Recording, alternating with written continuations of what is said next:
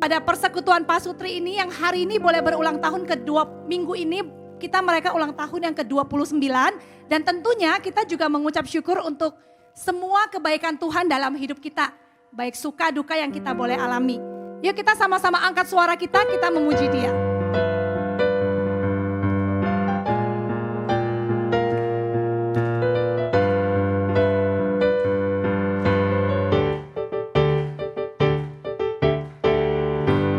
Berkesudahan kasih setiamu Tuhan, selalu baru rahmat-Mu bagiku. Hari berganti hari, tetap kita lihat kasih Tuhan. Tidak pernah berakhir dalam hidup kita. Katakan Tuhan Yesus baik, Tuhan Yesus baik. Sungguh amat baik, untuk selama-lamanya Tuhan Yesus baik. Sekali lagi Tuhan Yesus baik. Sungguh amat baik, untuk selama-lamanya Tuhan Yesus baik. Kita akan naikkan sekali lagi, sekarang sebelah kiri saya saja. Sebelah kiri saya. Kasih setiamu Tuhan, selalu baru rahmat-Mu bagiku. Hari berganti hari, tetap kulihat kasih-Mu, tak pernah berakhir. Sebelah kanan saya, katakan tiada berkesudahan kasih setia Tuhan. Tiada berkesudahan kasih setiamu Tuhan, selalu baru rahmat-Mu bagiku. Hari berganti hari, tetap kulihat kasih-Mu, tak pernah berakhir. Bersama-sama katakan Tuhan Yesus baik.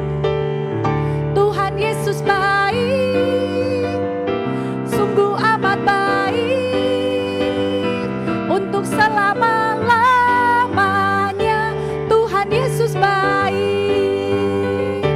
Tuhan Yesus baik, sungguh baik, untuk selama-lamanya Tuhan Yesus baik. Untuk selama-lamanya Tuhan Yesus baik. Lamanya Tuhan Yesus baik.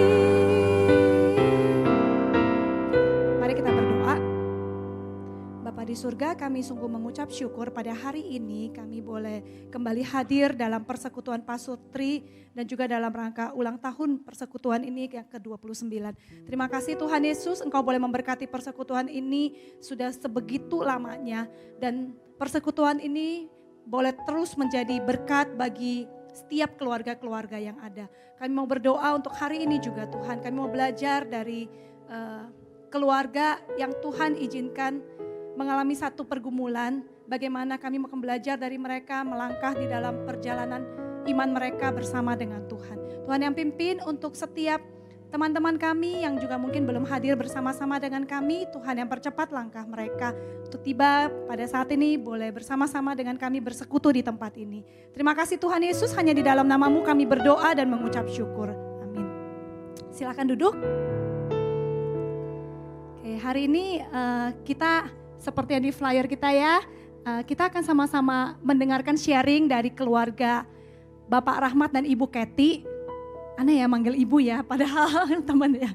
Iya, kita akan mendengarkan sharing dari keluarga ini, bagaimana mereka berjalan bersama Tuhan dalam setiap pergumulan yang mereka hadapi, bagaimana mereka melangkah yang tentunya tidak mudah ya. Dan setiap kita juga pasti ada pergumulan yang kita alami ya di keluarga kita masing-masing. Ada satu pujian saya ingin mengajak kita boleh menyanyikannya. Mungkin teman-teman Bapak Ibu belum familiar dengan lagu ini. Kita bisa sama-sama belajar.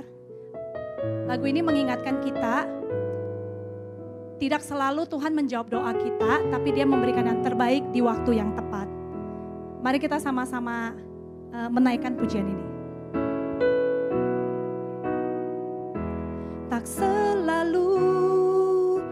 Tuhan menjawab doa, namun Dia beri yang terbaik di waktu yang tepat. Izinkanlah Tuhan untuk bekerja, yang mustahil menjadi mungkin oleh karena percaya. Yesus mendengar lebih dari yang kudoakan. Yesus menjawab lebih dari yang kuharapkan. Dengan caranya di waktu yang tepat, ku kan melihat Dia jadikan semua. Kita naikkan pujian ini dari awal.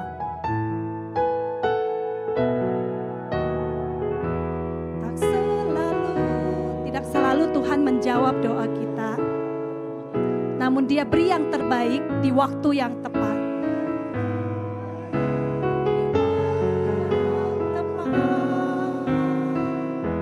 Izinkanlah Tuhan untuk bekerja, yang mustahil menjadi mungkin oleh karena percaya.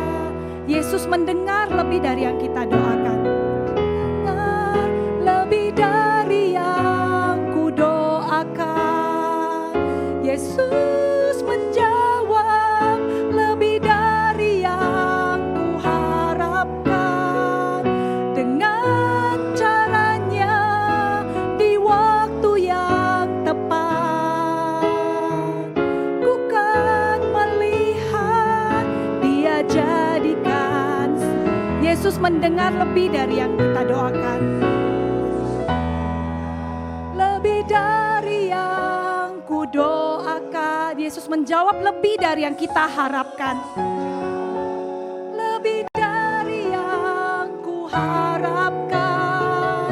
Dengan caranya di waktu yang tepat, ku kan melihat Dia jadikan. Sekali lagi dengan yakini kita katakan, Yesus menjawab lebih dari yang kita doakan. Lebih dari yang kudoakan. Yesus menjawab lebih dari yang kuharapkan. Dengan caranya di waktu yang tepat, ku kan melihat Dia jadikan semua. Ku kan melihat Dia jadikan semua. Melihat Dia jadikan semua. Ku kan melihat Dia jadikan semua. Oke teman-teman, hari ini saya nggak sendirian ya. Ada MC kondang dari Metodis ya, yang udah sangat terkenal. Ada yang tahu siapa? Oh, ini berarti saingannya Hadi kalau gitu ya. Oke, kita sambut Bapak Apung ya, yang akan memimpin talk show kita pada siang hari ini. Selamat siang Bapak Ibu, rekan-rekan Pasutri. Ya, di siang yang baik ini kita bersyukur ya, ada pasangan muda, saudara seiman kita yang bersedia berbagi kehidupan mereka dengan kita. Saya ketika diajak sama Hadi, saya karena tahu sedikit ya, jadi saya pikir wah, saya percaya ini sesuatu yang kita semua pengen dengar ya. Kadang-kadang kita pengen tahu, cuma gak enak nanya kan. Ya, belum tentu ada orang yang mau sharing tentang hal yang begitu sensitif begitu. Tapi kita bersyukur hari ini Rahmat dan Kathy bersedia berbagi kehidupan, berbagi kisah, terutama berbagi kesaksian bagaimana Tuhan memimpin keluarga mereka. Saya persilakan Rahmat dan Kathy bisa ke depan.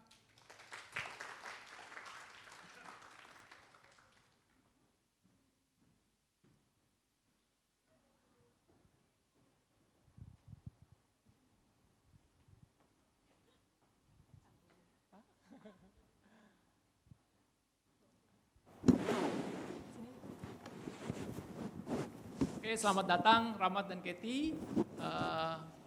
Mungkin sebagian dari kita sudah ada yang mengenal Keti atau Rahmat, tapi saya lihat kayaknya mungkin sebagian juga belum ya. Rahmat boleh memperkenalkan dulu ke kita, mungkin mengenai Rahmat, Keti, keluarga, anak-anak. Oke. Thank you Ko Apung untuk kesempatannya. Sebelumnya saya mengucapkan terima kasih untuk teman-teman, rekan-rekan sekian, stream juga dari tempat rumah Boksu atas kesempatan yang diberikan, lalu juga rekan-rekan dari Metodis untuk kesempatan yang kami berikan kepada kami. Sebenarnya kenapa kita mau sharing, ini sebenarnya merupakan tekad kami berdua. Jadi pada saat kejadian ini menimpa keluarga kami, ya mungkin sedikit banyak ada tekanan-tekanan kehidupan yang terjadi dalam keluarga kami.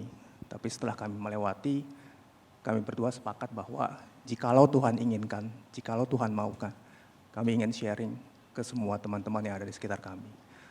Pertama kali kami sudah sharing ke teman-teman di gereja kami. Kami kebetulan beribadah di GKI Epic.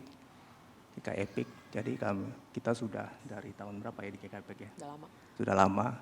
Nah itu kami diberikan kesempatan pada saat itu kami sharing Natal ya.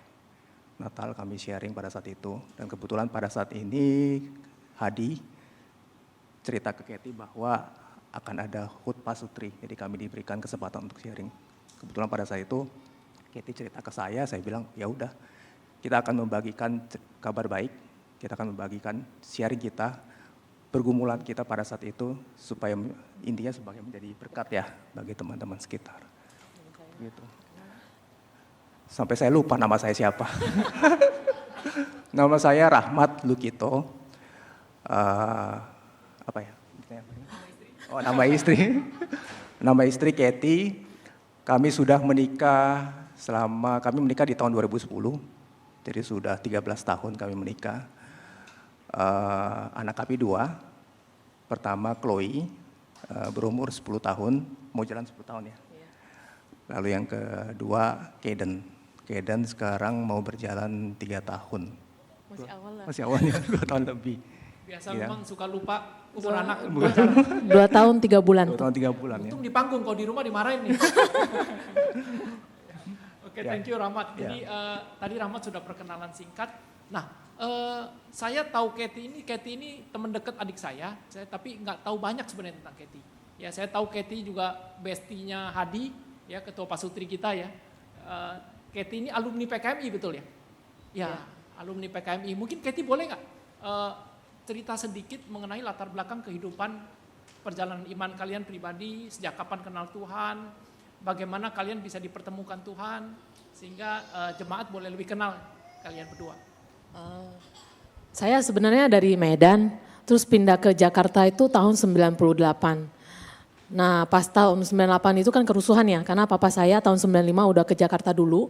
Jadi waktu 98 kita diminta untuk ikut pindah, akhirnya pindah dan sekolah di Metodis SMP 3 waktu itu. Jadi kenal Hadi dan Momon dan lain-lain tuh ya di sekolah Metodis. Tapi setelah kuliah saya gereja ke GKI Pluit. Nah lucunya itu ya jodoh dari Tuhan itu kita tidak tahu gitu ya. Sebenarnya dia satu gereja sama saya juga udah lama, tapi saya nggak pernah kenal dia. Sampai di satu masa kita ada pelayanan bareng, outreach waktu itu kita ada bantu orang susah di mana saya lupa. Kemudian kita sama di bidang untuk bagian yang pelayanan untuk ke orang sakit. Jadi saya yang tulisin cara minum obat, terus dia yang oper ke orang gitu loh. Jadi hari itu pertama kenal gitu. Jadi dia di Komisi Pemuda Dewasa, katanya udah lama cuma saya nggak pernah ketemu. Nah hari itu ya maksudnya kok ini ya buat kasih ke ini gitu. Nah setelah pelayanan dari situ nggak lama ada SMS masuk loh gitu. Terus dia bilang kamu masih ingat saya nggak? Dia bilang gitu, yang waktu itu kamu kasih nomor. Terus aku bilang karena kebiasaan saya kalau saya kasih orang nomor pasti saya minta nomor balik gitu loh. Dan di nama dia nggak ada di phonebook saya, berarti bukan dari saya kan. Tapi ngotot dia kalau saya yang kasih gitu kan. Ya udahlah, itu akhirnya berawal dari situ. Kemudian 3 bulanan ya kayaknya PDKT-nya, terus kita akhirnya pacaran selama 3,5 tahun gitu. Ya yang saya bilang itu lucunya karena sebelumnya itu ya ada yang kita PDKT 1 tahun, akhirnya kita pacaran 13 hari. terus putus gitu kan. Kalau sama dia 3,5 bulan, kemudian kita bisa komit pacaran 3,5 tahun sampai sekarang gitu loh. Jadi ya memang juga di luar Jadi Rahmat waktu itu mau pelayanan atau mau pendekatan? Kalau saya sih curiga nih, jangan-jangan biasa ini loh, banyak triknya nih cowok-cowok nih. Lanjut, sorry. Udah, akhirnya ya udah akhirnya kenal dari gereja, kemudian kita sama-sama komit, terus sampai ke pernikahan gitu. Tentunya sebelum kita menikah juga kita berdua juga bergumul, maksudnya apakah benar ini orang yang Tuhan sediakan buat saya, begitu juga sebaliknya. Jadi kita sama-sama berdoa, Tuhan pimpin, jikalau Tuhan maksudnya semuanya berjalan lancar, semuanya damai gitu ya, berarti ya itu tandanya maksudnya memang Tuhan menghendaki. Akhirnya puji Tuhan pimpin kita sampai hari ini. Gitu. Nah, Rahmat dan Katie, tadi kalian sudah cerita bagaimana perkenalan kalian, bagaimana kalian membentuk pernikahan. Pada awal masa pernikahan kalian sebelum hadirnya Kaiden, saya percaya juga setiap pernikahan pasti tidak berjalan dengan mudah ya. Ada tantangan dan pergumulan yang dihadapi. Boleh Rahmat atau Katie cerita mengenai bagaimana perjalanan awal pernikahan kalian? Apa tantangan yang dihadapi, pergumulan yang dihadapi sebelum lahirnya Kaiden? Jadi saya sama dia perbedaan umur 6 tahun ya. Jadi sebenarnya dengan perbedaan usia yang cukup jauh itu maksudnya sering juga kita cekcok dalam hal-hal yang kecil gitu loh. Karena saya waktu itu mungkin masih agak childish, dianya yang udah dewasa gitu kan. Jadi awal-awal pernikahan kita banyak juga ribut-ribut kecil, tapi bukan yang sesuatu yang gimana banget gitu ya. Ya kita tetap bersandar, maksudnya ya Tuhan sudah menyatukan kita, ya kita sama-sama belajar di dalam pernikahan bagaimana saling menerima satu sama lain gitu. Dan waktu kita sudah menikah 1 tahun lebih, karena saya suka anak kecil sebenarnya. Tapi kok Tuhan belum kasih anak gitu ya kan. Kita juga berusaha tapi Tuhan belum kasih gitu. Sampai 2,5 tahun pernikahan akhirnya saya hamil. Dan itu saya luar biasa happy karena akhirnya menunggu dari sekian lama akhirnya Tuhan kasih. Tapi ternyata kebahagiaan itu cuma 1 minggu. Saya lanjutin, mau tisu. Jadi pada saat itu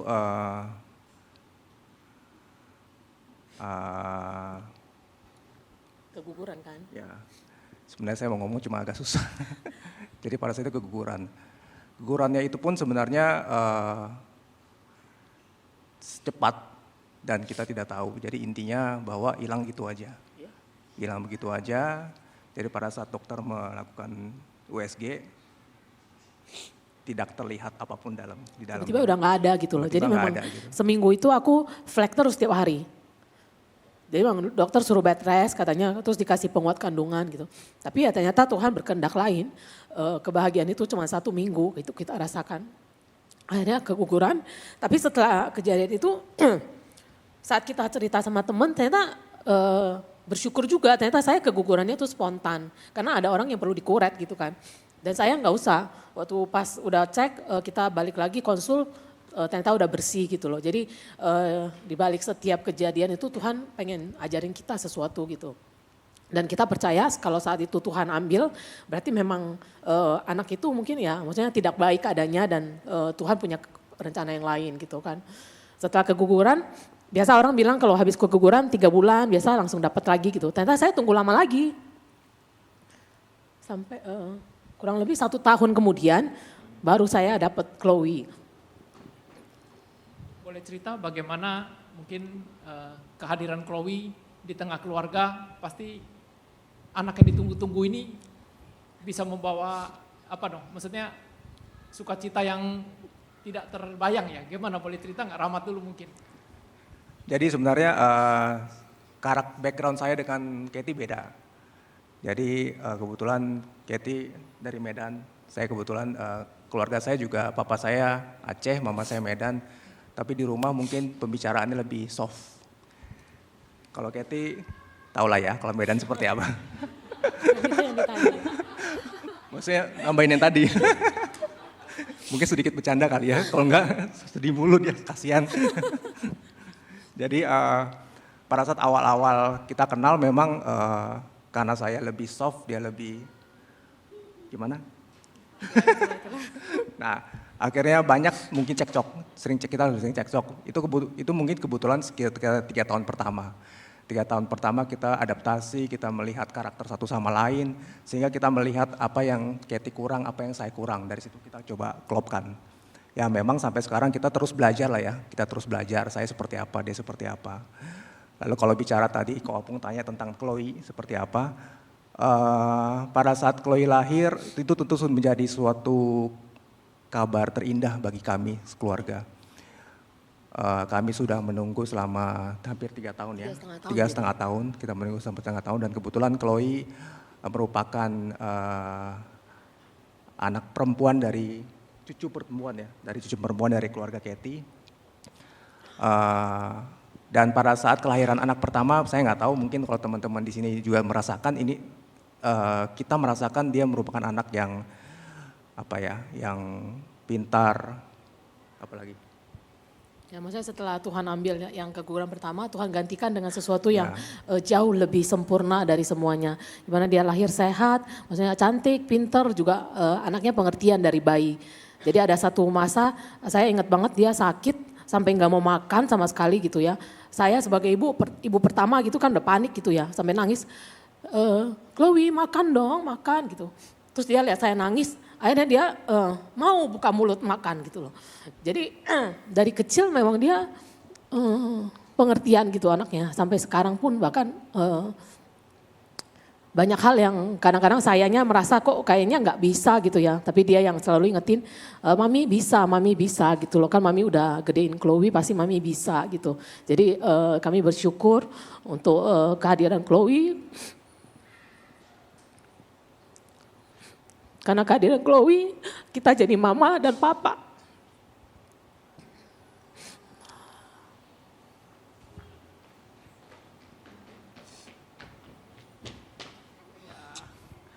Boleh kita beri tepuk tangan nggak? Waduh. Ini anak dan cici yang baik ya, saya dengar ya. Tapi nanti mungkin Rahmat dan Katie akan cerita lebih lanjut soal bagaimana Chloe sangat mendukung ya dalam proses kelahiran dan keberadaan Kaiden ya. Oke, mungkin Rahmat boleh cerita ke kita kapan pertama kali tahu bahwa bayi yang dikandung Katie ada mengalami gejala Down syndrome. Jadi begini kok. Jadi pada saat ini sebenarnya pada saat itu kan antara Chloe dengan Kaiden itu kan punya jarak yang agak jauh ya umurnya ya. Jadi pada saat itu sekitar tahun 2020 ya, 2020. Jadi sebenarnya kita tidak ada plan untuk punya anak. Kita punya anak satu rencananya. Tapi waktu Chloe-nya udah sekolah. Ya, waktu Chloe udah sekolah, Chloe kebetulan ingin mengharapkan anak adik satu lagi. Jadi kita coba, pada saat itu memang belum dikasih lah ya, dikasih. Tapi puji Tuhan, akhirnya 2020 Tuhan memberikan, bulan Juli ya, Tuhan memberikan kabar baik. Katie dinyatakan hamil pada saat itu. Lalu kita coba datang ke dokter untuk memeriksakan kandungan. Kandungan pemeriksaan pertama fine, tidak ada masalah. Lalu kalau nggak salah 2 bulan kemudian ya. Karena kan lagi pandemi waktu itu, jadi kita 2 bulan sekali balik ke dokternya. Ya. Kemudian 2 bulan kemudian balik ke dokter, kebetulan tapi kita telat 1 bulan ya. Enggak, Harus September. 2 bulan September ya. Kalau September nggak salah waktu dokter 20. datang, tapi kita nggak datang waktu itu. Enggak ya. Akhirnya kita datang ke dokter, yang untuk yang kedua kalinya dokter melihat kandungannya USG pada saat itu. Dia mikir, ini kenapa kok lama. Kita berdua udah syok tuh, deg-degan. Ini something wrong nih kayaknya nih. Terus dia lihat, dia bulan ketiga ya, masuk kandungan bulan ketiga. Dia melihat kenapa di tengkuk kepalanya ini tebal. Kalau tebal, vonisnya mungkin akan Down syndrome. Ya, kita berdua kaget pada saat itu. Bukan hanya Down syndrome. Pas dari set melihat, saya lihat kok hidungnya nggak ada. Kok tangannya begini ya pada saat itu. belum itu. Itu belum, pas September itu 2020, biasa ya laki-laki. Maklum kok kita. Oh, Jadi waktu September itu kita kontrol yang kedua kali kan dicek tengkuknya itu agak tebel. Jadi dokter bilang kalau misalnya tengkuk tebel itu biasanya ada kelainan kromosom. Nah untuk memastikan hal itu kita disarankan untuk cek darah yang namanya NIPT. Akhirnya karena kita pengen tahu juga jelas kondisinya akhirnya kita lakukan itu. Itu hasilnya kurang lebih 10 hari. Setelah 10 hari keluar kita balik lagi konsul ke dokter dengan bawa hasil cek NIPT-nya itu. Waktu kita buka ternyata ya memang high risk trisomy 21 karena kelainan kromosom itu sebenarnya ada beberapa tipe 18, 16, 21 dan yang umum diketemuin itu adalah yang 21. Jadi di sana hasilnya trisomy, high risk trisomy 21. Waktu kita bawa ke dokter untuk lihat hasil tesnya itu entah kenapa saya merasa hari itu dokter itu dengan sangat tidak bertanggung jawab membacakan hasil dan memberitahu kita dengan cara yang menurut saya benar-benar nggak pantas gimana sebagai kita seorang ibu yang menantikan buah hati dengan bawa hasil dan kita bingung saat itu kita harus gimana. Dia cuma lihat high risk trisomy kemudian disuruh tiduran di USG sebentar banget. Sebentar banget, biasa kan kalau dicek itu lama satu-satu nih cuma sebentar banget kemudian bilang ini kayaknya nggak bagus nih. Hidungnya nggak ada, terus jantungnya kayak kurang ini. Udah selesai dia bilang. Waktu itu terus dia bilang kalau kondisinya seperti itu biasanya pilihannya cuma dua, melanjutkan kehamilan atau diterminasi. Tapi saya nggak bisa lakukan dia bilang itu. Kalau memang nanti keputusannya itu, saya bisa rekomen dokter yang ada di mana gitu dia bilang. Saya masih ingat banget waktu hari itu dengar dia ngomong kayak gitu. Maksudnya tanpa dia ngecek detail, dia ngomong kalau anaknya nggak ada hidungnya, pertumbuhannya tidak baik gitu. Saya dari situ ya nangis, tuh sampai di mobil juga nangis, maksudnya apakah benar gitu. Tapi itulah baiknya Tuhan. Saat kita menyalahkan Tuhan kenapa ini terjadi pada kami, padahal kita sudah menantikan anak ini sekian lama, kenapa Tuhan kasih seperti ini. Tapi ya Tuhan tetap hadir bersama-sama kita di saat pergumulan kita. Gimana caranya Tuhan kasih tahu bahwa ada satu dokter ahli kelainan janin di Rumah Sakit Harapan kita saat itu. Dan itu dokter sangat-sangat rame dan antri lama kalau kita mau kontrol biasanya. Dan entah gimana Tuhan lancarkan jalan kita booking on that day kemudian besokan paginya kita dapat jadwal. Dan waktu kita datang itu juga antrinya masih termasuk oke gitu loh dan kita bisa dapat masuk. Pas masuk kontrol dokternya ngecek dengan teliti katanya enggak Bu, ini bayinya oke. Ini ada hidungnya, terus detak jantungnya bagus kok, normal semua perkembangannya sesuai dengan usia gitu. Saat dengar itu kita rasanya kayak ya Tuhan, gue bilang maksudnya ini Tuhan jawaban yang Tuhan mau tunjukkan ke kita. Kalau maksudnya manusia mau sepintar apapun tetap tidak bisa mengalahkan Tuhan yang punya kendali gitu loh. Saat Tuhan berkehendak anak ini harus hidup di dunia ini, ya dokter mau bilang apapun ya nggak akan terjadi gitu loh. Akhirnya setelah kita konsul ke dokter itu, dokter bilang untuk meyakinkan apakah mau dilakukan pengecekan lebih lanjut yaitu ambil dari cairan ketuban saya. Karena kalau dari darah meski akurat, kalau mau lebih akurat lagi ambil dari air ketuban. Akhirnya saya lakukan itu lumayan ya, maksudnya nggak dibius. Jadi saya juga lihat cara ngambilnya itu ditusuk ke dalam sini, diambil cairan gitu, dites. Itu hasilnya kurang agak lama juga, 1 bulan. Setelah hasil keluar, dan sekali lagi Tuhan nyatakan gitu loh, trisomi 21 itu ada 3 tipe. Rata-rata yang kena itu adalah yang namanya, saya lupa istilahnya apa, teman yang regular itu biasanya masuk ke yang kelompok situ. Dan pas kita baca hasilnya Kaden, dia trisomi 21 mosaicism. Mosaicism itu kalau kita cek di Google itu hanya 2% anak di dunia yang masuk ke kategori itu, which is itu yang tipenya ringan gitu. Jadi maksud saya Tuhan kasih sedemikian tapi kenapa Kaden bisa masuk ke pilihan yang 2% itu gitu loh. Nggak masuk ke yang reguler gitu. Dan waktu kita baca dan dinyatakan memang seperti itu adanya, pas kita pulang kita berdua komit. Maksudnya saya sebagai orang yang hamil gitu, perasaan saya tuh kacau balau gitu loh. Gimana omongan suami, keluarga dan lain-lain gitu kan. Tapi bersyukur saat kita pulang setelah hasil bicara dengan dokter, dia yang ngomong, dia bilang apapun hasilnya kita nggak tahu ke depannya Kaden seperti apa gitu. Kita terima dia. Jadi kita putuskan untuk melanjutkan kehamilan itu. Apapun hasilnya dia bilang kita berserah aja, lihat Tuhan mau pimpin kita kemana. Yang penting dia nggak mungkin mau bunuh darah daging sendiri. Jadi hari itu adalah hari benar-benar di mana kita benar-benar berserah penuh sama Tuhan dan menerima kehadiran Kaden 100% di dalam kandungan. Gitu. Rahmat, waktu itu sebenarnya apa sih yang ada dalam pikiran Rahmat ketika, ya yang pasti saya membayangkan istri akan sangat terpukul kan. Rahmat yang kepala keluarga, yang mesti hadapin keluarga, saudara-saudara, resiko. Apa sih yang Rahmat pikirin waktu itu? Keputusannya pada saat itu memang susah sih kok. Jadi susah, saya juga sebenarnya bingung. Apa yang tadi Katie katakan memang benar. Dalam pemikiran saya adalah, ini gimana omongan orang-orang gitu loh. Ada apa dengan keluarga kamu seperti apa? Cuman ya itu, saya pada saat itu hanya berdoa kok. Saya hanya berdoa, saya serahkan semuanya ke Tuhan. Intinya gini, saya nggak tahu apa yang terjadi kepada Kaden ke suatu saat. Begitu juga dengan Chloe, saya juga nggak tahu apa yang terjadi dengan Chloe suatu saat gitu. Tapi saya yakin dengan tuntunan Tuhan, dengan genggaman Tuhan yang ada di keluarga kami, saya yakin ke depannya kita pasti akan berjalan dengan baik. Itu aja sih kok. Jadi pada saat itu kita putuskan, kita berdoa, kita putuskan Kaden tidak bisa kita terminate. Kaden harus ada. Kaden harus kita teruskan kehamilan Katie harus kita teruskan sampai Kaden lahir. Itu aja sih kok pada saat itu. Gimana reaksi orang-orang terdekat waktu diceritain? Orang tua, saudara, atau mungkin teman-teman di lingkungan sekitar, teman-teman dekat mungkin?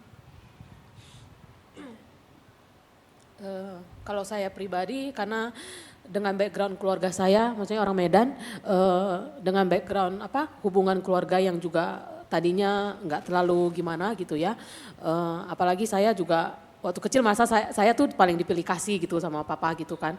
Nah waktu tahu Kaden seperti itu memang hal yang paling saya takutkan pertama tuh ya gimana orang tua saya gitu. Kalau papa mama dia lebih cincai karena kita juga tinggal serumah, kita selalu kasih tahu dan mereka juga bilang kalau udah ada jantungnya nggak mungkin lah dibuang gitu kan. Yang paling saya takutkan papa mama saya, kan orang Medan ya, maksudnya gengsi juga segala macam ada. Tapi itu luar biasanya Tuhan, waktu saya cerita kondisi Kaden, mereka juga bilang, ya apapun kondisi dia, anakmu ya cucu kita gitu. Ya, nah itu jawaban yang benar-benar nggak saya expect dia jawab gitu. Ya papa mama Katie kebetulan menerima dengan baik, menerima dengan tulus. Sampai sekarang dia juga tetap sayang Kaden apa adanya. Sebenarnya apa sih yang paling mengkhawatirkan atau sesuatu yang paling kalian risaukan, khawatirkan ketika mendengar punya anak dengan gejala Down syndrome? Banyak kok, banyak banget. Waktu tahu kondisinya pasti trisomi 21 kita langsung searching Google. Di mana di sana bilangnya kalau anak-anak dengan Down syndrome itu mereka bisa hidup gitu. Cuman untuk segala sesuatunya itu akan slow dan melambat daripada anak normal biasanya gitu. Dan kemungkinan ada yang bisa jalannya baru umur 3 tahun, berbicaranya pas umur 7 tahun, ada yang mungkin non-verbal seumur hidupnya mereka atau apa segala macam itu kita udah search gitu loh. Dengan sebanyak penyakit bawaan yang dibawa oleh si anak DS ini. Jantung, mata, telinga, semuanya gitu.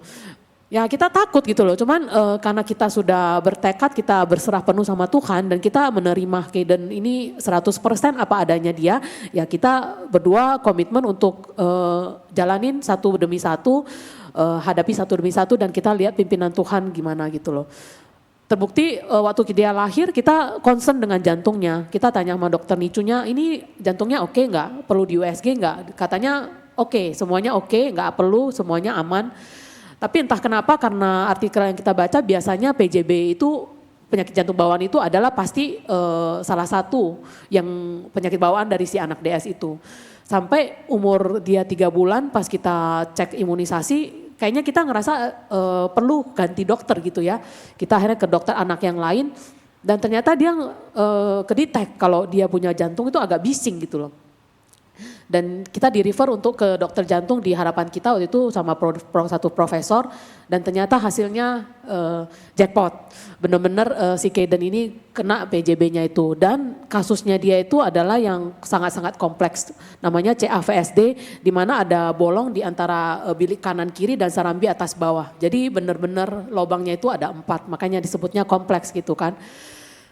Waktu tahu diagnosa itu kita juga shock banget ya, maksudnya secara finansial kita yang selama ini juga maksudnya yang biasa-biasa aja gitu loh. Dan waktu diperhadapkan kondisi ini kita juga tanya gitu, maksudnya kenapa ini maksudnya udah anak DS gitu ya, terus kenapa dikasih juga yang PJB-nya yang kayak begini gitu loh. Dan kita dokter ngecek dan ini harus dioperasi. Dan satu lagi itu maksudnya waktu kita ngecek, kita tahu kondisinya seperti ini, akhirnya kita putuskan untuk operasi. Dan sekali lagi Tuhan berbicara kepada kami bahwa kita nggak usah khawatir, karena sebenarnya dari segi finansial tuh Tuhan udah siapkan. Lucunya itu kan waktu itu masih pandemi, banyak orang kehilangan pekerjaan atau yang gajinya mungkin dipotong atau apa, tapi Tuhan sedemikian pelihara kita, gaji kita bisa full saat itu. Dia kan kerjaannya itu ada komisi juga by project itu. Tahun itu pandemi loh. Tapi dia bisa achieve over tahun-tahun sebelumnya gitu loh. Jadi kayak Tuhan udah siapin itu uang, udah kalian gak usah khawatir, bawa Kaden operasi gitu. Dan itu semua berjalan dengan lancar. Sampai hari hanya waktu Kaden dioperasi, yang saya ingat waktu saya gendong Kaden di depan ruang operasi, dokternya bilang, Mami, Papi apa mau cium Kaden gitu. Aku bilang ini kenapa gitu loh, maksudnya apakah aku terakhir kali lihat Kaden di depan sini gitu loh. Terus dia bilang, Mami Papi doain gitu ya, kita akan berusaha, tapi semua kita serahkan lagi sama Tuhan. Aku ingat banget setelah Kaden masuk, saya ke kamar, terus saya telepon Momon. Aku cuma teriak, Mon, aku bilang, Momon cuma dengerin. Dia bilang gak apa-apa Kat, gak apa-apa. Terus di saat-saat itu kita berdoa, Tuhan, benar-benar kita serahkan Kaden ke dalam tangan-Mu. Setelah 5 jam operasi itu selesai, dokternya keluar katanya semua berjalan dengan lancar sesuai dengan yang mereka sudah pelajari sebelumnya kasusnya. Jadi nggak ada hal-hal yang pas waktu di Black ternyata ada yang lebih parah gitu loh dari yang sebelum mereka pelajari gitu loh. Jadi semua tuh sesuai dengan apa yang sudah mereka persiapkan, nggak ada komplikasi. Dan Kaden waktu itu total 12 hari di rumah sakit. Dan dokternya bilang dia pasien pertama dengan anak DS kondisi CAVSD yang paling cepat discharge dari rumah sakit gitu loh. Karena sebelumnya itu ada teman kami juga yang anaknya DS 3 bulan di rumah sakit dengan operasi yang berkali-kali karena benangnya nggak nyatu, bekas operasinya tuh nggak nyatu atau apa gitu loh. Dan saat itu semua selesai, ya Tuhan kasih tahu lagi kita, kalian jangan khawatir nih, saya sudah pimpin sampai sedemikian gitu loh. Jadi sejak saat itu kami berdua bertekad, maksudnya kalau memang Tuhan kasih kita kesempatan untuk bersaksi atas kebaikan Tuhan, kita mau gitu loh, karena kita udah rasain gitu. Gimana Kaden lewatin itu gitu kan.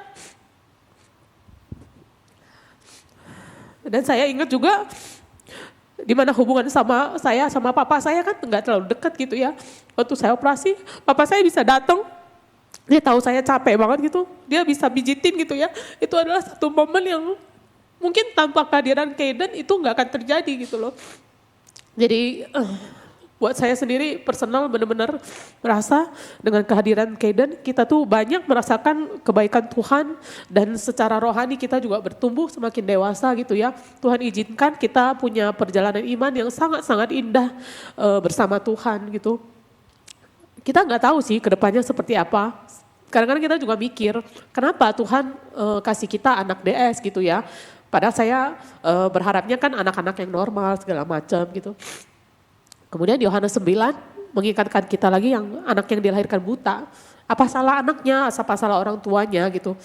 Dan kita juga mengimani bahwa kehadiran Kaden itu bukan salah siapa-siapa. Tapi memang Tuhan menghendaki dia lahir di tengah-tengah keluarga kita. Karena ada maksud dan pekerjaan Tuhan yang mau dinyatakan dalam diri Kaden. Kita sangat-sangat mengamini itu. Sehingga proses kita berjalan membesarkan Kaden itu juga nggak terasa berat gitu loh. Bersyukur juga untuk komunitas yang kita punya yang terus menguatkan kita. Teman-teman yang selalu bilang bahwa Tuhan kita lah Tuhan yang baik. Jadi tidak ada yang tidak baik datang dari Tuhan yang baik. Itu kata-kata penguatan yang saya pegang dari saya hamil sampai sekarang ini, bahwa saya mengamini bahwa Kaden itu adalah ciptaan Tuhan yang baik adanya gitu. Jadi kita benar-benar bisa terima dia 100% karena Tuhan terus nyatakan kebaikannya gitu. Rahmat, dari setelah proses operasi Kaden yang Tuhan pimpin, tentu semua tidak mudah ya bisa berjalan sampai sekarang. Apakah ada lagi masa-masa momen-momen lain di mana Rahmat dan Kathy melihat bagaimana Tuhan memimpin perjalanan Kaden dan keluarga kalian? Jadi pada saat 12 hari Kaden keluar dari rumah sakit itu dilakukan pengecekan ulang, ternyata di sekitar jantungnya itu masih ada air. Masih ada sekitar air ya. Nah, masih ada air, lalu dokter menyarankan untuk kembali lagi ke rumah sakit untuk diambil cairannya tersebut. Nah, di situ pun butuh proses kurang lebih selama berapa hari ya? 5 hari ya, 5 hari. Nah, di situ kami juga terus berdoa pada Tuhan, minta pimpinan Tuhan agar proses pengambilan cairan itu berjalan dengan baik. Dan yang saya khawatirkan karena Kaden masih kecil ya, masih sekitar 5 bulan. Jadi saya merasakan masih bayi pun sudah mendapatkan penderitaan sebegitu besar gitu loh. Dan pada saat itu kita berdua memang benar-benar down. Masuk rumah sakit, keluar lalu masuk kembali gitu loh. Dan itu merupakan sesuatu hal yang bagi kami sangat-sangat berat gitu loh. Nah, setelah itu sekitar 5 hari proses pengambilan cairannya sudah bagus dan tidak ada masalah, kita kembali ke rumah dengan baik. Dan butuh waktu kurang lebih sekitar 2 bulan ya. 2 bulan benar-benar sampai Kaden benar-benar pulih. Karena sekitar jahitannya pun masih terasa sakit. Jadi pada saat itu pun kami masih berasa takut. Kenapa? Karena dokter bilang kalau misalkan badan atau mukanya biru langsung bawa ke dokter, langsung bawa ke UGD gitu. Jadi sekitar 2 bulan ini merupakan saat-saat kami harus waspada pada saat itu. Jadi cek saturasinya, ya. Regularly, suhu tubuhnya. Karena kalau misalnya down banget, berarti ada something yang nggak benar di situ. Kadang-kadang karena dia selama lahir pun nggak biru sebenarnya. Jadi kita tuh nggak tahu dia ada PJB. Jadi waktu habis operasi jantung, dokter pesenin kita mesti hati-hati, maksudnya sering cek. Jadi kita udah kayak suster di rumah, sebentar-bentar cek oksigen, sebentar-bentar cek suhu, sebentar cek oksigen, cek suhu gitu. Ya. Pada saat setelah itu proses selama 2 bulan itu memang berjalan dengan baik, tidak ada masalah. Tapi kami memikir masa depan Kaden. Masa depan Kaden sendiri pun kami pikirkan bagaimana perkembangannya dia, lalu masa depannya dia, lalu bagaimana dia nanti bersosialisasi dengan teman-teman, itu masih merupakan satu pergumulan bagi kami sampai sekarang ini. Jadi pada saat itu di bulan ke-7 atau ke-8 ya, kita membawa Kaden untuk terapi. Jadi kita kenal dengan salah satu dokter yang cukup bagus di Rumah Sakit Bunda Menteng, lalu kami datang ke dokter tersebut juga sama menguatkan kami, memberikan kami support, dan dia menurut kami dokter yang benar-benar mendukung kami pada saat itu ya. Dia juga memberikan semangat bahwa walaupun Kaden DS, Kaden ini adalah anak yang memberikan kebahagiaan, selalu tersenyum. Benar. Lihat deh, semua pasien saya yang DS pasti selalu tersenyum. Dan ini yang membuat kami yakin bahwa Kaden pas suatu saat akan diterima di masyarakat. Dan saya melihat Kaden sampai sekarang ini poinnya adalah bagaimana nanti Kaden bisa mandiri itu. Karena suatu saat di saat kami berdua sudah tidak ada, Kaden otomatis harus mandiri. Jadi apa yang kami lakukan bawa terapi. Pertama kali kami lakukan terapi motorik. Fisioterapi. Jadi waktu kita pertama kali terapi itu si Kaden dalam kondisi yang baru 2 bulan pasca operasi, benar-benar yang lemes banget gitu. Dia tadinya masih udah bisa tengkurap, tapi karena pasca operasi itu 2 bulan cuma tiduran, jadi semua milestone-nya itu jadi slow down gitu. Nah 7 bulan itu kita bawa ke dokter, pas dilihat kayak tangannya diangkat aja plek, plek gitu. Dan ya kita hanya berdasarkan kita melakukan yang terbaik sebagai orang tua yang bisa kita lakukan buat Kaden. dengan terapi seminggu sekali, dia 7 bulan aja fisioterapi, pas dia umur 14 bulan dia udah bisa melangkah pertama kali. Dan waktu saya cerita sama dokter tumbuh kembang, dokternya juga, wah katanya hebat banget gitu ya. Maksudnya biasa anak-anak akan jalan itu pasti akan telat gitu loh. Jadi makanya balik lagi, manusia boleh berbicara tapi Tuhan yang menghendaki. Kita juga nggak ada yang expect secepat itu Kaden ternyata udah bisa melangkah dan umur 16 bulan tuh dia udah bisa jalan. Dan milestone yang lainnya pun menyusul dengan dia mulai oh ya waktu pas dia lahir kita tes kupingnya itu belum pas ya, masih refer. Dan sampai sekarang kita nggak tes lagi karena kita lihat waktu kita panggil tuh dia ngerespons, dia mulai ini. Jadi segala milestone-nya itu pelan-pelan itu kayak catch up gitu loh. Jadi waktu pas tiap minggu, tiap bulan kita konsul ke dokter tumbuh kembang, dia selalu amazed lihat Kaden gitu loh. Pokoknya bener-bener yang nggak dia sangka secepat itu dia capai target yang dia kasih. Kalau kita sebagai orang tua sih udah nggak pakai target lah. Kalau dulu ajar anak mesti gini, saya sekarang udah benar-benar put down semua. Dan saya mau si Kaden itu belajar dan bisa sesuai usianya. Dengan bantuan kita ya stimulasi dan terapi gitu loh. Dan semua itu Tuhan nyatakan dalam diri Kaden gitu loh. Sampai hari ini dia bisa sampai sekarang ini benar-benar hanya Tuhan yang pimpin gitu. Jadi dengan berjalannya waktu sampai saat ini kita terus lihat Tuhan nyatakan penyertaannya, udah kamu nggak usah khawatir, ada saya. Dan dengan hati yang begitu kita melakukan semua dengan tujuan bahwa sebagai orang tua kita hanya bisa provide dan bantu Kaden melakukan apa yang dia harus bisa nantinya tanpa expect apa-apa dan tetap dengan hati yang kita berserah dan beriman sama Tuhan bahwa Tuhan yang pegang hidup Kaden. Operasi yang sebegitu besar aja Tuhan pimpin gitu loh, apalagi yang lain gitu kan. Jadi dengan kejadian ini ya kita sejak saat itu kita setiap hari menjalani hari-hari dengan sikap hati yang seperti itu gitu. Jadi nggak expect yang sampai aduh gimana ya ini, gimana gitu. Karena Tuhan terus nyatakan. Sampai hari ini anaknya setengil ini. Kaden, come.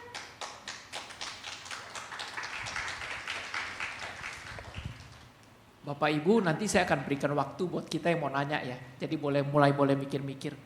Kita juga mau share sedikit video tentang Kaden. Kaden ya. Waktu sebelumnya saya pengen tahu, seringkali kejadian ketika kita punya anak yang butuh, kita punya anak kedua yang butuh perhatian khusus. Seringkali anak yang lain itu sering merasa terabaikan ya. Menjadi oversensitif lah, cari perhatian lah begitu. Apakah itu terjadi nggak sama kalian? Kalau saya sih merasa sih karena saya sebagai ibu juga working mom dengan 2 anak dan kondisi Kaden yang spesial dan butuh ekstra perhatian, saya benar-benar exhausted banget sih. Kadang-kadang merasa agak kurang perhatian sama Chloe. Nggak tahu, you merasa begitu nggak? Dikit. Karena kan Sabtu bawa dia terapi segala macam, Kadennya di rumah gitu kan, Chloe-nya yang di rumah, terus kita Sabtu jadwalnya selalu buat Kaden gitu. Terakhir karena juga masukan dari teman-teman kita harus rata, akhirnya kita pikirin cara gimana supaya dia Sabtu bisa beraktivitas gitu kan. Akhirnya kita pelan-pelan atur dan puji Tuhan ya Chloe ini juga pengertian banget dia, jadi dia bisa ngertiin maminya. Kalau kadang-kadang udah capek nggak temenin dia main, tapi saya selalu sempetin waktu misalnya kalau pas lagi bisa cuti atau pulang pagi, ya saya jemput dia terus kita punya quality time sebentar gitu. Dan dia selalu happy kalau misalnya tiba-tiba dijemput dadakan, ya nggak? Jadi memang pergumulan itu masih terus berjalan dan sampai sekarang pun saya masih terus juga gimana atur waktu untuk bisa balance antara keduanya gitu. Ya itu masih jadi pergumulan juga sih, maksudnya sambil belajar juga lah. Kalau Rahmat merasanya bagaimana? Kalau dari sudut pandang Rahmat? Kurang lebih sama sih kok. Jadi pada saat itu memang fokus kita lebih ke Kaden pada saat itu. Cuma kita melihat, jadi pada saat kita sudah selesai urusin Kaden, saya melihat kadang-kadang Chloe itu di kamar sendirian. Tulis sendirian, ngapain sendirian. Saya melihat, saya merasakan kasihan gitu. Kasihan tidak ada yang menemani pada saat itu. Saya melihat, saya tidak mau justru Chloe tidak merasakan kasih sayang dari seorang papa dan mama pada saat itu. Karena kita fokus hanya di satu orang saja. Jadi ya sama seperti Kathy, saya juga masih bergumul. Jadi saya coba mengatur waktu pada saat itu. Sampai sekarang pun saya juga masih mengatur waktu bagaimana nanti kita bisa tetap balance lah ya, antara kita tetap jaga Kaden, lalu juga untuk Chloe juga sama, kurang lebih seperti itu Pak. Sebelum masuk ke nanti saya beri kesempatan ke Bapak Ibu buat nanya. Ini titipan pertanyaan dari teman nih.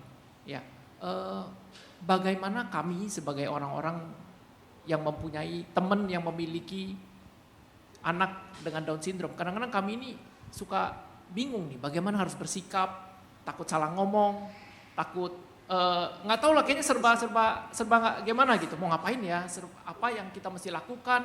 Kita kadang mau menghibur, mau menguatkan, takut salah ngomong gitu. Mau nanya, pengen tahu, takut salah itu. Boleh nggak Rahmat dan Kathy sharing sebenarnya sebagai orang tua yang menghadapi pergumulan seperti ini, kalian expect sikap yang dari orang sekitar kalian itu bagaimana gitu? Apa yang dirasakan teman-teman itu sama seperti apa yang dirasakan teman-teman pada saat kami belum punya anak Down syndrome. Sama sebenarnya. Jadi pada saat kami melihat tetangga, teman yang melihat anak Sonerim, apa yang saya rasakan? Saya diam. Saya diam dan saya tidak baik ngomong gitu loh. Apa yang harus teman-teman lakukan pada saat itu? Bagi saya, Kaden ini sebenarnya anak spesial, tapi normal kehidupannya. Dia punya perasaan, dia punya feeling, dia juga punya intelijensi yang cukup. Ya mungkin kalau di-compare dengan manusia normal mungkin agak sedikit lambat, tapi dia masih punya perasaan. Jadi menurut saya, bagaimana treatment kita, treatment as usual aja kok. Normal saja sih sebenarnya. Ya intinya bagi kami sebagai keluarga yang punya anak kebutuhan khusus adalah kami hanya minta diperlakukan normal saja sih. Jadi tidak ada something yang spesial gitu dengan keluarga kami. Kamu? Ya, terima kehadiran Kaden apa adanya, sedemikian dia Tuhan ciptakan dia gitu ya, nggak usah, jangan dibeda-bedakan. Dia sama kok sama anak-anak lain gitu loh. Jadi waktu kalau misalnya mungkin ketemu teman-teman yang punya anak DS atau ini, seperti biasa aja gitu loh, kita ngobrol seperti biasa, nggak usah khusus memperhatikan anaknya yang spesial itu. Karena saya percaya setiap anak itu spesial, Chloe spesial, Kaden juga spesial. Jadi ya di lingkungan pun itu juga doa kami gimana nanti semoga semakin hari semakin banyak fasilitas umum yang bisa mereka gunakan. Karena kayak sekolah sebenarnya sekarang juga saya bergumul ya untuk sekolah Kaden gitu. Tapi ya kita terus minta pimpinan Tuhan gimana nanti Kaden dapat ketemu sekolah yang tepat buat dia. Karena kalau saya lihat di Indonesia masih banyak yang dikotak-kotakin untuk anak ini, anak itu. Sebenarnya mereka bisa kok asal kitanya mau sabar dan punya fasilitas untuk itu gitu loh. Jadi jangan, nggak usah dibeda-bedain. Kalau misalnya ketemu orang tua yang kayak gitu juga ya kita ini sebenarnya balik lagi sih ke gimana sikap orang tua itu sendiri. Kalau kami berdua, karena kami sudah 100% menerima Kaden dengan kehadiran dia, bagi kami tidak ada hal yang perlu diumpetin atau disembunyi-sembunyikan gitu loh.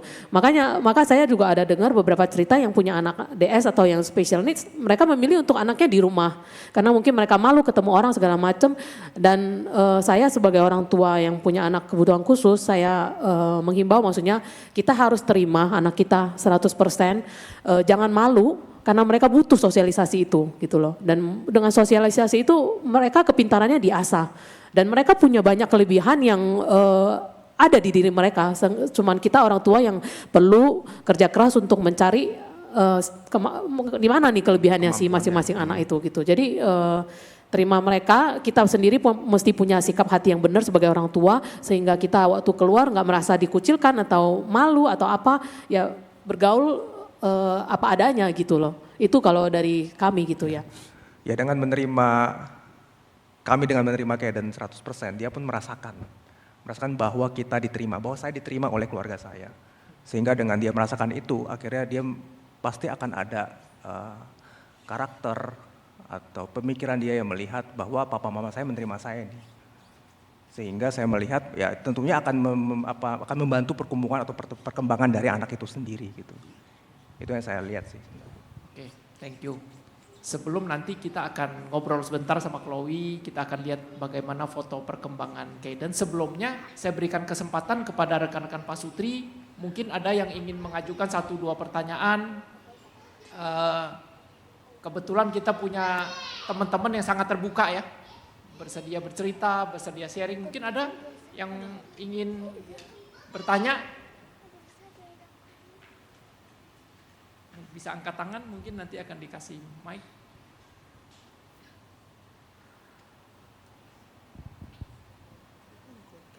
Ada? Iya, silakan. Ibu Eli, silakan.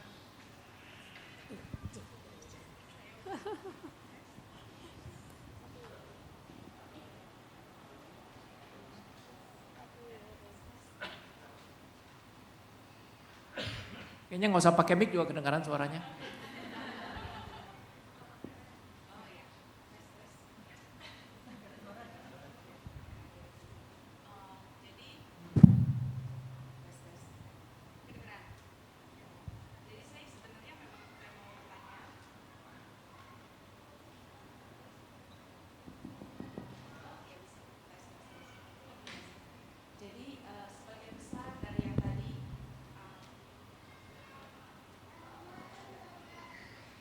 Terima kasih. Jadi saya bukan mau bertanya, tapi saya mau turut menyaksikan bagaimana saya dalam posisi sebagai teman. Sebenarnya saya panggil Katy besan ya, begitu ya. Jadi kami berada dalam satu grup emak-emak yang sangat dekat. Kita tahu pergumulan Katy dan Rahmat sejak awal, bahkan sejak Katy hamil ya. Waktu itu mampir ke rumah, kemudian cerita-cerita, bahkan mama saya juga masih mendoakan gitu ya. Saya sangat terharu, walaupun semua ini saya udah tahu sebetulnya, tapi luar biasa yang saya lihat pada Rahmat dan Katy adalah pertama penerimaan yang luar biasa terhadap Kaden, yang luar biasanya perkembangan Kaden karena tiap minggu saya suka lihat Katy punya Instagram, ada kemajuan-kemajuan yang sangat signifikan karena papa mamanya sangat menerima.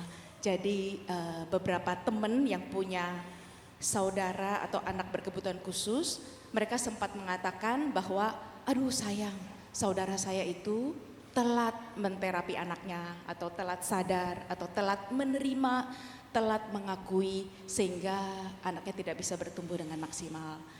Tapi kita bersyukur bahwa Kaden benar-benar anak spesial yang dititipkan kepada orang tua yang spesial.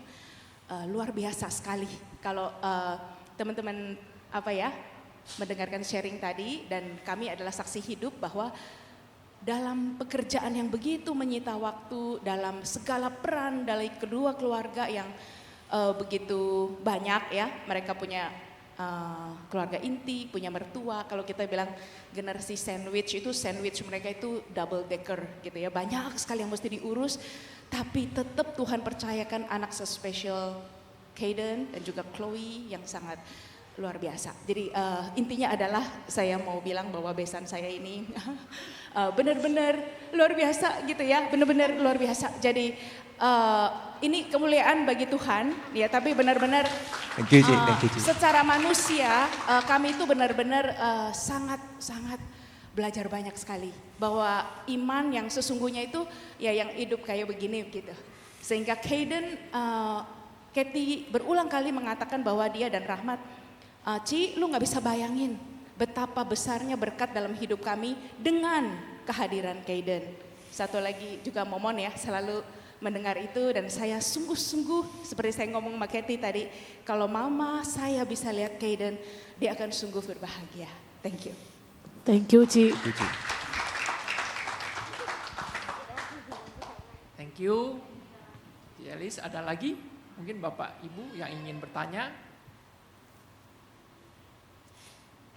Oke, kalau nggak ada, Chloe, boleh Uncle tanya-tanya sebentar? Boleh Uncle tanya, gimana rasanya punya adik? Senang. Senangnya gimana? Senang banget soalnya dari dulu aku pengen punya adik. Aku udah berdoa terus setiap malam. Aku berdoa dari umur 3 sampai umur 7. Aku berdoa terus setiap malam. Akhirnya punya adik. Jadi senang banget pagi-pagi mami teriakin punya adik, punya mami hamil. Terus saya langsung nangis soalnya aku dari dulu pengen punya adik dan dikabulin sama Tuhan.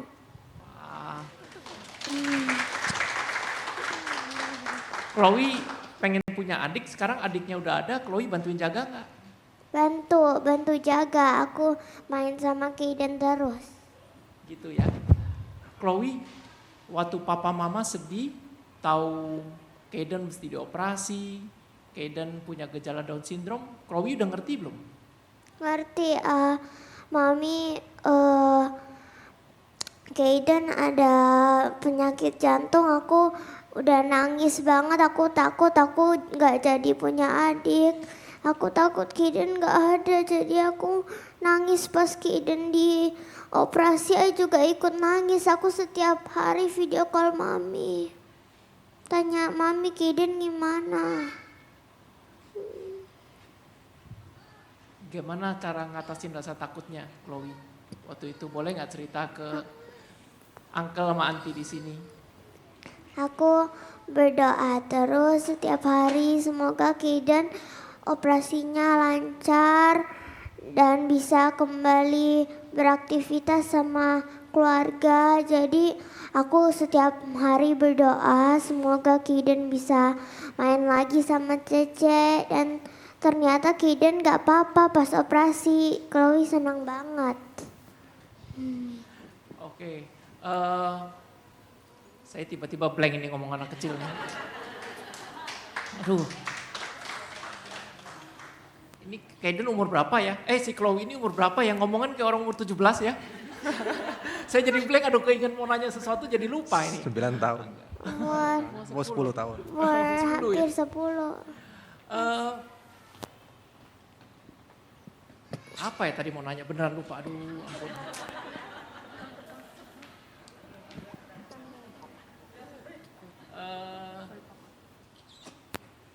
Apa ya tadi? Next day ya. Tapi ini penting nih pertanyaannya, tapi kok bisa lupa?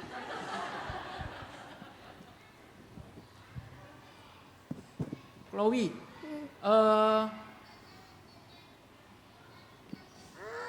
aduh nanti ya, kok Uncle ingat lagi ya, nanti nyambung lagi ya. Ya, sebelum kita nanti setelah video Kaiden diputarkan, ya saya akan minta Katie dan Rahmat masing-masing sampaikan ya istilahnya closing statement lah.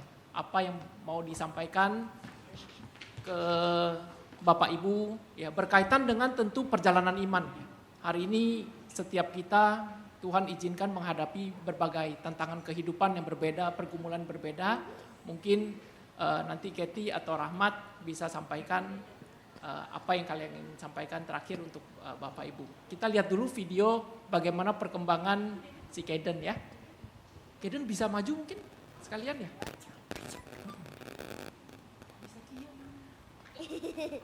Mama, lihatlah diriku.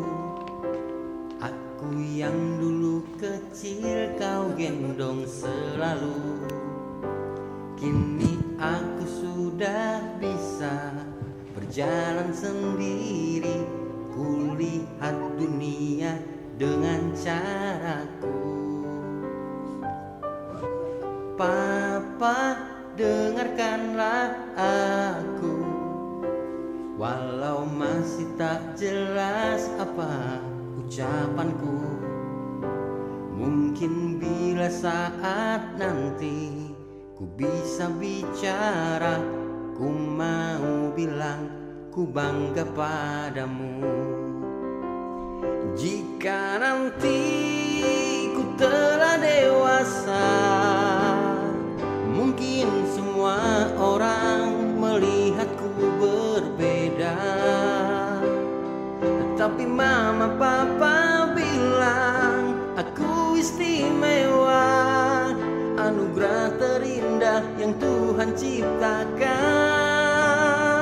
Jika nanti ku telah dewasa, mungkin semua orang bilang ku tak sempurna,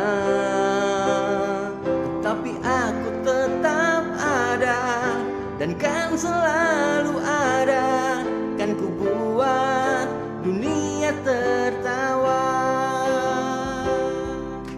Mama, lihatlah diriku, aku yang dulu kecil kau gendong selalu. Kini aku masih saja berjalan sendiri. Di manakah semua teman-temanku? Papa, dengarkanlah aku, ajari aku semua yang engkau tahu.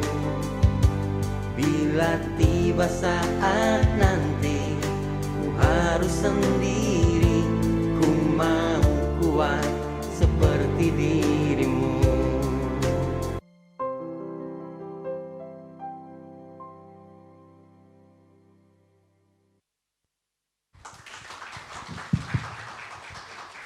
Oke, saat ini saya berikan kesempatan ini Pak Sutrika nih kayak ada ngiris bawang nih kayaknya ya. Ya sesi penuh tisu ini sepertinya ya.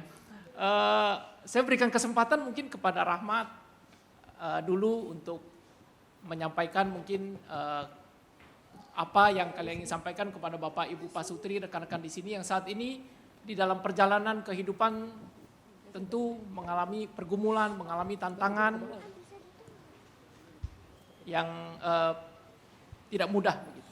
Ya. Memang setiap keluarga punya pergumulan kok ya. Setiap pergumulan punya pergumulan, punya masalah. Setiap keluarga punya masalah, kami pun punya masalah. Cuman ada satu ayat yang menguatkan kami. Yang selalu saya pegang, itu ada di Matius 11 ayat 28. Marilah kepadaku semua yang letih lesuh dan berbeban berat, aku akan memberi kelegaan kepadamu. Ini merupakan ayat yang selalu menguatkan saya secara pribadi kok. Gitu. Oke, thank you. Rahmat dari Kathy. Kalau dari saya, setiap kita punya jalan salib kita sendiri dan salib yang harus kita pikul juga berbeda. Mungkin ada nggak ada yang lebih berat atau yang nggak ada yang lebih ringan. Tuhan sudah taruh di pundak kita sesuai dengan takaran masing-masing kita. Jadi apapun pergumulan atau jalan salib yang harus kita lewati, mari kita berjalan bersama-sama dengan Tuhan dengan sikap hati yang bahwa kita punya iman yang benar gitu ya. Karena iman itu adalah percaya namun tidak melihat.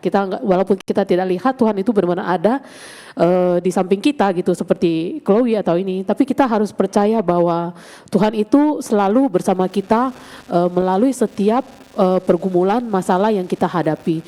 Saat kita percaya Tuhan memberikan kita sesuatu hal ini karena kita dianggap mampu dan Tuhan sendiri yang akan membantu kita untuk melewati itu, maka percayalah setiap pergumulan kita itu yang kita lalui itu pasti akan terasa lebih ringan. Jadi belajar aja dulu, maksudnya bersyukur. Apapun yang terjadi dalam hidup kita, kita bersyukur dan percaya Tuhan kasih kita dengan maksud dan tujuan Dia yang mungkin kita belum mengerti itu apa, tapi obey aja, taat, percaya dan berserah. Gitu. Jadi itu yang saya pegang juga, karena kalau mau dipikir dengan kekuatan kita, kayaknya sih nggak akan kuat gitu ya, maksudnya dengan segala ini segala macam enggak, tapi ya itu balik lagi kita percaya Tuhan yang pimpin dan kita tahu kepada siapa kita bisa berharap, maka semuanya itu jadi ringan gitu. Oke, thank you Kathy, Rahmat, Kathy, Chloe, terima kasih sudah Sama-sama. menyediakan waktu berbagi hidup bersama kami. Saat ini Bapak Ibu Pak Sutri kita bangkit berdiri ya, Boksu Kisen akan pimpin kita bersama-sama kita akan buka suara berdoa. Kita akan berdoa buat sahabat kita, rekan kita, keluarga Rahmat dan Kathy. Boksu akan pimpin.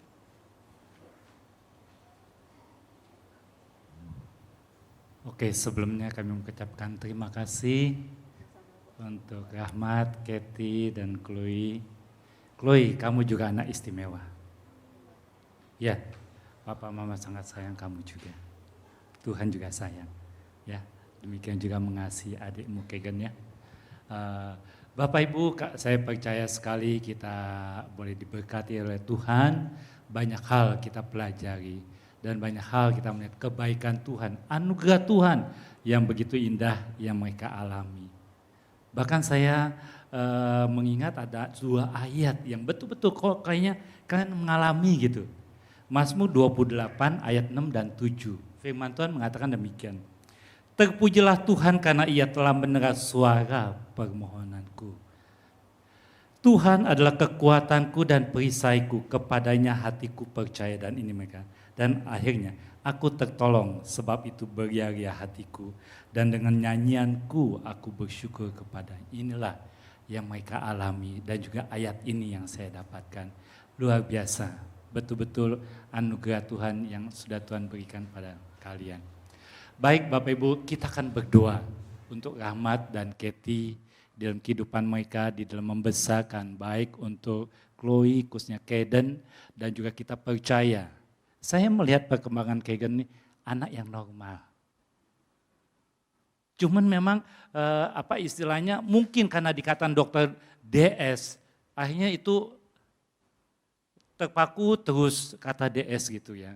Saya melihat perkembangan normal, itu aktif segala macam ya. Ya Bapak Ibu ya, kalau melihatnya ya, ini yang luar biasa. Mari kita berdoa Tuhan terus menolong dan memberkati Kedi, Rahmat, dan juga cicinya Chloe di dalam mendampingi, di dalam kehidupan keluarga mereka. Tuhan berikan kekuatan, iman, dan berkatnya. Dan mari kita bersama-sama berdoa, membuka suara, mendukung berdoa untuk mereka. Tuhan Bapa kami dalam kerajaan surga, sungguh kami bersyukur dan terima kasih. Engkau sungguh-sungguh sangat baik. Kami melihat anugerah Tuhan, kami melihat ajaibnya Tuhan, kami melihat karya-Mu yang begitu indah yang Kau nyatakan, Kau sanggup melakukan segala sesuatu Tuhan. Engkau mampu memampukan anak-anak-Mu yang percaya, yang setia, yang taat kepadamu. Khususnya dalam kehidupan keluarga Rahmat dan Kathy. Tuhan kami berdoa ketika mereka membesarkan kedua anak yang sudah Tuhan berikan, yang sudah Tuhan titipkan kepada mereka. Berikan hikmat, berikan kekuatan, berikan sukacita dan damai kemampuan. Sehingga sungguh-sungguh bagaimana mereka tahu melakukan dan membina keluarga ini di dalam Tuhan. Sehingga melalui keluarga ini Tuhan boleh memakainya menjadi kesaksian kemuliaan bagi nama Tuhan. Berkati masa depan keluarga ini Tuhan. Berkati segala usaha dan pekerjaan mereka. Demikian juga menyerahkan untuk Chloe, untuk Kegan, Tuhan berkati dalam pertumbuhan mereka. Sehingga sungguh-sungguh anak-anak ini menjadi anak yang diberkati Tuhan, yang dipakai oleh Tuhan. Terima kasih ya Tuhan. Di dalam nama-Mu Tuhan Yesus kami bersyukur dan kami berdoa. Amin. Ya, terima kasih. Dan selanjutnya silakan duduk Bapak Ibu sekalian, sorry. Selanjutnya Rahmat, Kathy, boleh enggak tunggu sebentar? Ada sebagai satu ungkapan terima kasih kami untuk kesediaan kalian boleh sharing, berbagi berkat bagi kami. Kayaknya boleh berkenan untuk menerimanya.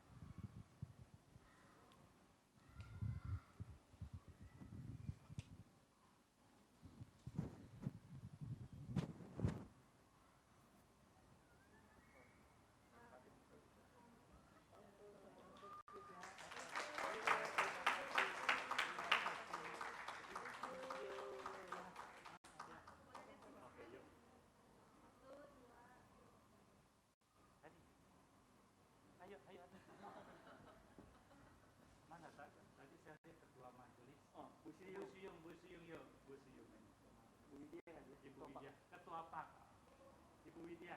Oh iya, ya, Kegan boleh. Ibu Widya juga. Iya, Bu Widya, Ketua PAK.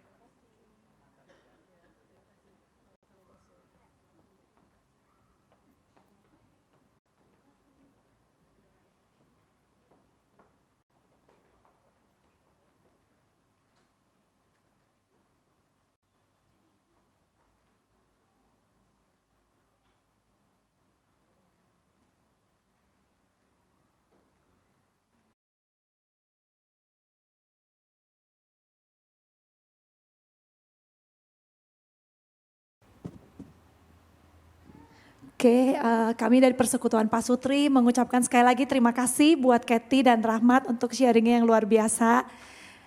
Ya,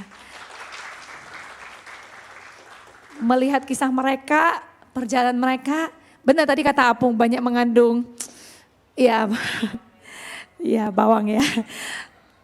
Oke, Tuhan memberkati senantiasa keluarga kalian ya.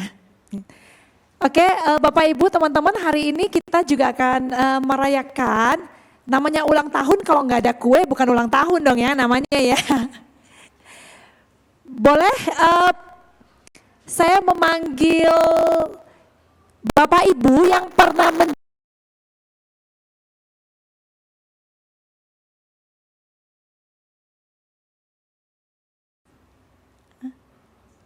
Iya. Bersama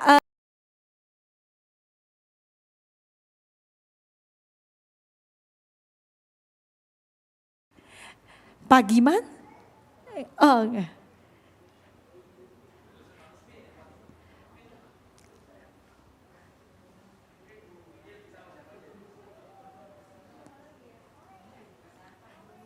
Ya, kita akan mau sama-sama menyanyikan lagu Selamat Ulang Tahun buat Persekutuan Pasutri.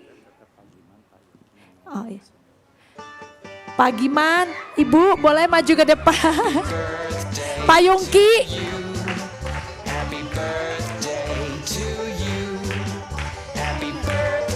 Oh ya, ayo. Mana? Pak Rusmin. Bersama Ibu boleh maju ke depan.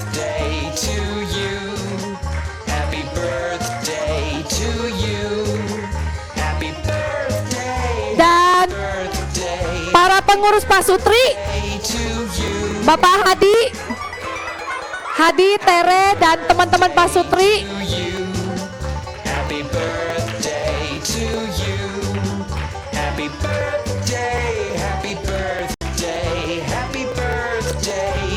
Ya, ini dia.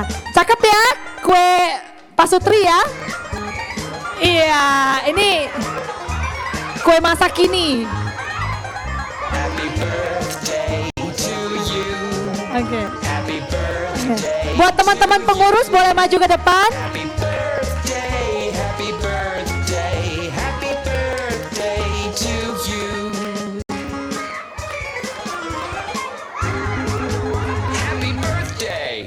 Pak Robert, Civani. Happy birthday to you. Happy birthday to you. Happy birthday. Happy birthday. Sekali lagi kita sama-sama nyanyi ya. Happy birthday to you. Happy birthday to you. Happy birthday. Happy birthday. Happy birthday to you. Happy birthday Ini to you. udah dro. Lagunya udah.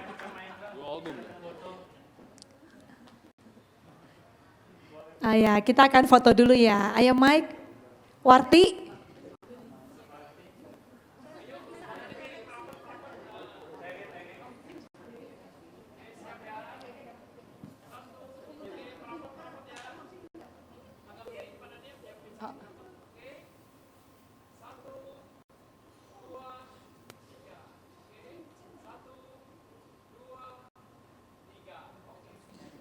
Oke, mungkin boleh ditiup dulu lilinnya ya.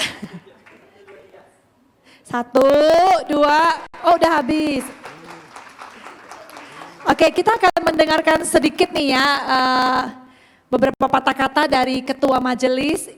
Cishuyung, kami persilakan. Cuma boleh beberapa patah kata ya. Saya seperti si Apung nih, udah ngeblank tadi.